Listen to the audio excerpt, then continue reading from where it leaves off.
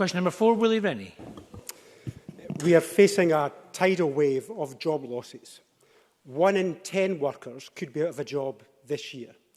700 under threat at Rolls-Royce and Renfrew, 200 at the Crieff Hydro Group, 80 at Fishers in Perth, 70 at Donenlow and Angus, 96 at Mignetti in the Borders, and 1,000 at OVO Energy, including at Perth, Selkirk and Glasgow. And this tidal wave might last for 3 years. I want to know if the government's ready. Can the First Minister set out what it's planning to do with this jobs emergency? First Minister. Look, the economic emergency that we face is colossal, just like the health emergency we've been dealing with is colossal, and we've been very clear all along that the health emergency very quickly led to an economic one, and we have been planning for that almost from the start of this. Right throughout this crisis, I've been chairing on a weekly basis a subcommittee of the Cabinet looking specifically at the economic issues.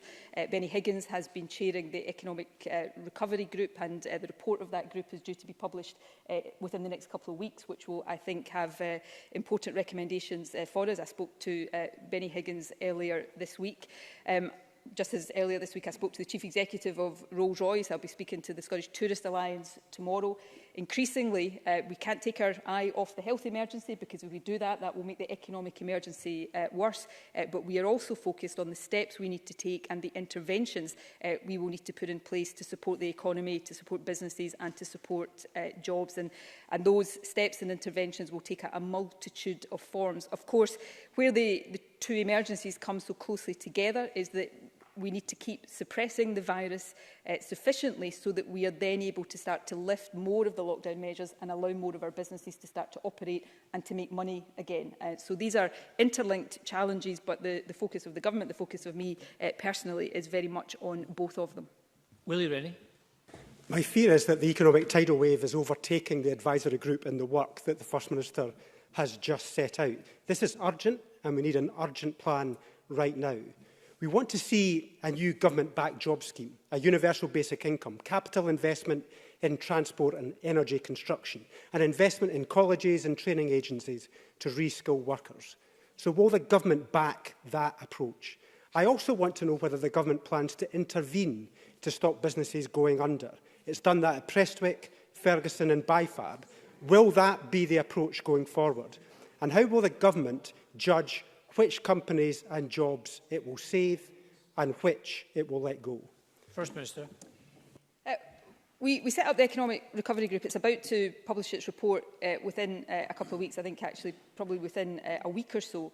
I think it's right that we await its recommendations and then set out on the back of those recommendations our implementation and delivery plan, and I'm sure it will have things to say on all of the issues that Willie Rennie has raised. Second point would be around a willingness to intervene directly in companies. And Willie Rennie, I think, made my point in his question. The Scottish Government has always shown a willingness to do that, where we can satisfy state aid constraints and also satisfy ourselves so that we can satisfy the public that there is a value for taxpayers' money, and we will continue to be as interventionist as we possibly can be. And there will always be difficult decisions about the circumstances in which that can be done and the circumstances in which it might not be able to be done. And we have to, all of us, have open and frank discussions about that. And there are other things, universal basic income, that Willie Rennie and I have exchanged views on in this chamber in recent weeks. I am a supporter of that. I have long been interested in the concept. I think the case for it has been immeasurably strengthened by the crisis we're living through. But this Parliament does not have the powers to introduce a universal basic income on its own, unfortunately, because so much of welfare and tax responsibilities are still reserved to Westminster. And therefore, there is a very real discussion that we also all have to engage in, whether it's about borrowing powers or tax and welfare powers, about the ability of this Parliament and whether collectively we should be coming together to make the case for additional powers to lie here to equip us better to deal with the economic challenge that lies ahead. So I hope on some of this, and I mean this sincerely, Willie Rennie, particularly on things like UBI, will not just will the ends here, but will also join with me in willing us to have the means to deliver those ends, because that's going to be really important in the weeks and months to come.